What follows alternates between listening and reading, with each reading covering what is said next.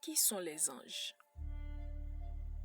De même que l'homme, les anges sont des créatures de Dieu, mais ils appartiennent à une catégorie bien supérieure. Ils ne sont pas faits de chair et ne sont pas soumis aux contraintes du temps et de l'espace. Ce sont des êtres célestes, spirituels, qui, à nous les humains, peuvent faire ressentir leur présence à travers les énergies qu'ils dégagent. Ils se manifestent par des apparitions instantanées, dans les rêves ou en utilisant des hôtes terrestres. Ils sont des êtres célestes, spirituels, extraordinaires, des sentinelles, des observateurs, des messagers. Ils créent des liens avec les êtres humains dans le but de transmettre leur connaissance, selon la volonté de Dieu, et ils les accompagnent dans l'exploitation de leur plein potentiel. Les anges sont des êtres lumineux, non corporels mais spirituels. Ils sont témoins de la création de l'humanité. Ils sont les énergies lumineuses qui activent la puissance créatrice de l'homme et élèvent ses pensées dans la dimension où Dieu dit « Créons l'homme à notre image et selon notre semblance ». Cette dimension est accessible à tous, mais elle est souvent ignorée quand l'individu se limite aux conventions et aux réalités du monde physique. Les anges sont au monde physique ce que l'âme est au corps humain. Ils sont innombrables et sont assignés à différentes tâches selon leur rang. Voici quelques exemples de tâches. Il y en a qui transmettent des connaissances, défendent dans les combats, assurent la protection, apportent la guérison, responsables de la croissance. Leur présence se manifeste comme un courant de positivité qui fait briller l'âme. Ils apportent un soutien implacable pour le développement personnel et le bien-être de chacun. Ils éclairent et accompagnent en prodiguant les instructions et la force nécessaires pour atteindre l'objectif fixé.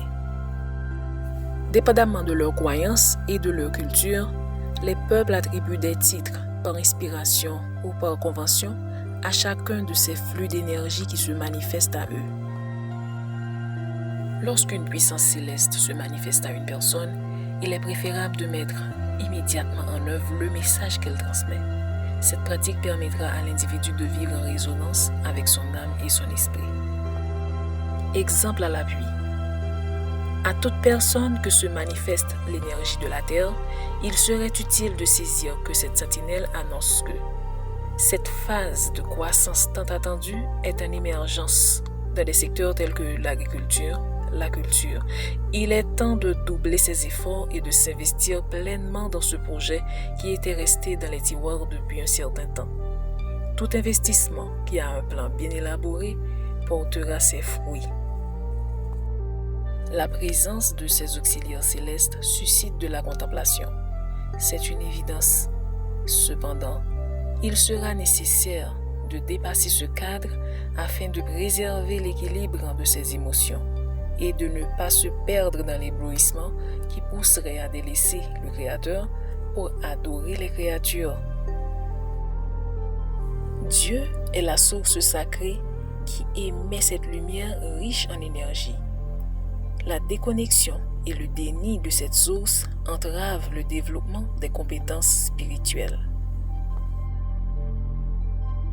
Il est important de faire preuve d'attention aux consignes et aux directives qui constituent sa mission de vie.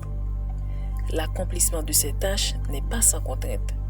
Il convient d'adopter une attitude positive et persévérante car la grâce ne se détourne jamais des adeptes de la foi. Embrasser sa mission de vie, c'est l'autotranscendance, la communication et le travail en collaboration étroite avec les puissances célestes. Toute personne qui met en application leur transmission devient automatiquement enfant de Dieu. Énergie et manipulation.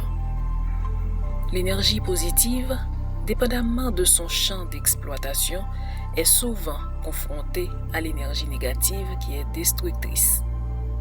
Pour parer à cette situation, il est nécessaire d'acquérir la capacité de transmuter la négativité en purifiant ses pensées par la prière et par la méditation, qui renforce ses liens avec la source.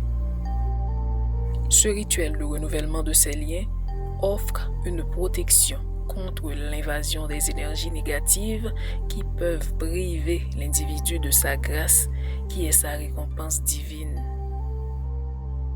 La foi, accompagnée d'énergie constructive et renforcée par des actes positifs, conduit inévitablement à des bénédictions divines.